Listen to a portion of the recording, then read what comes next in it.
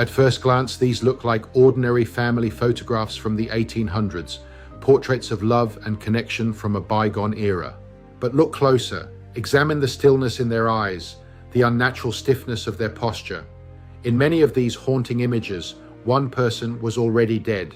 This was the Victorian art of post-mortem photography, a practice that seems macabre today, but was a profound act of devotion then. During this time, photography was a miraculous but expensive new technology. For many families, the cost of a portrait was a once-in-a-lifetime expense. This meant that for many, the only photograph they would ever own of a loved one was taken after they had already breathed their last.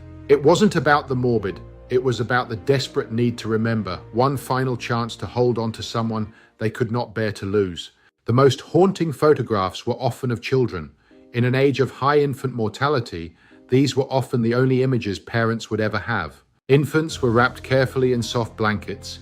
Young girls were posed with their favorite dolls, surrounded by tokens of their short lives. To achieve the wow factor and make the images more comforting, photographers developed specialized techniques to make the dead look alive. Bodies were posed sitting upright in chairs. Hidden metal stands were used to keep the deceased in position, giving them a lifelike posture. For infants, the hidden mother technique was used.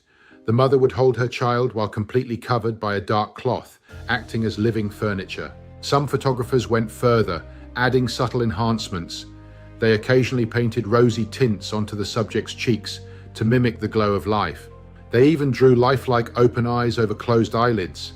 In some portraits, it became incredibly difficult to tell who was alive and who was not.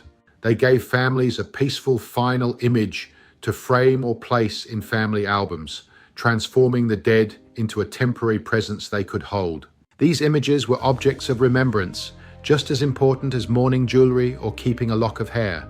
They were a physical anchor for grief. Today, organizations like Now I Lay Me Down to Sleep train professionals to provide free, high-quality memorial photos to parents experiencing loss.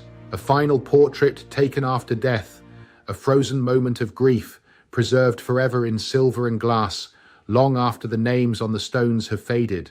These photographs are a quiet testament to the love that once surrounded them, the universal need to remember. Thank you for watching.